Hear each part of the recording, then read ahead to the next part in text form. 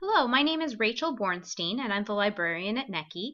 Today I'm going to show you how to access Grammarly and what you can do with it once you have accessed it. So first I'm going to show you where the links are for Grammarly. It's important that you use one of these links.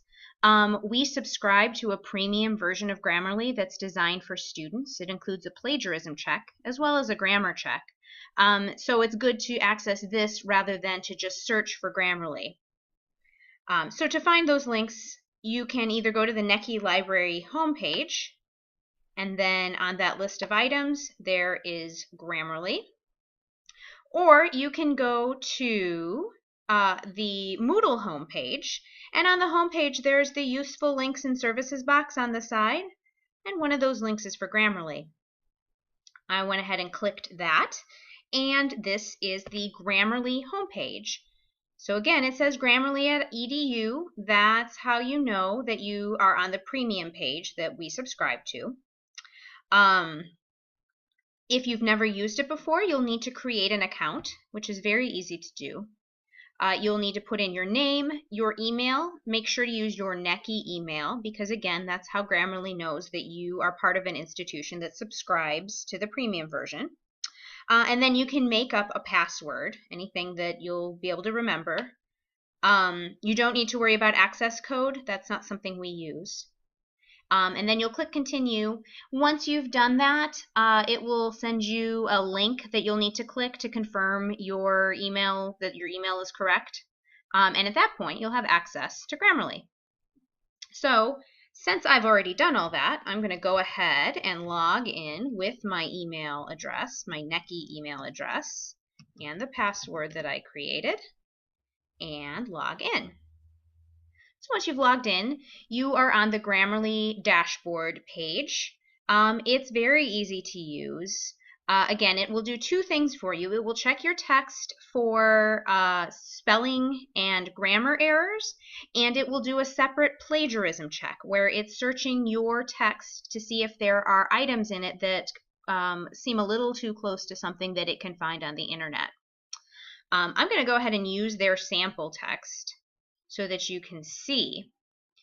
So as you can see, you have some different options for what kind of writing you're doing. Basically, it'll just check that it'll affect the level of the grammar check that it's doing. I'm going to leave it on academic essay, which is a fairly strict grammar check.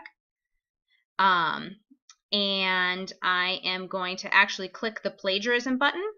When you click the plagiarism button, it does a search both for the grammar and plagiarism errors.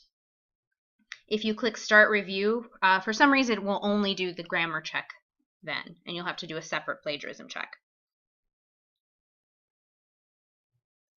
And so once it's done that, you can see, I'm just going to close this for a second so you can kind of see that it's highlighted everything that it thinks is a mistake in the text.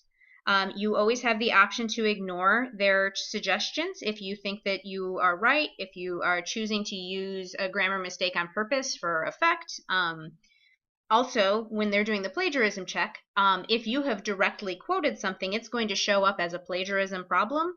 And that's something that you're aware of. You quoted it and you provided the author name. And in that case, again, you can just ignore it. Over here, you can click on any one of these to see the examples where it thinks, for example, that there is improper use of a pronoun. So in this case, the sentence you can see here is, I talked to the saleswoman and listened at she carefully. Sometimes it's a little off in what it suggests for fixing it. It's, for example, here you can see suggested correction. It's suggesting changing it to her, and listened at her carefully isn't quite right either. So once you've made a change, sometimes you can click Start Review and check it again, and just to see if any of your changes actually caused another mistake. Again, though, you can always click Ignore if you are doing that on purpose. You're directly quoting somebody who made a grammar mistake, whatever, it's fine.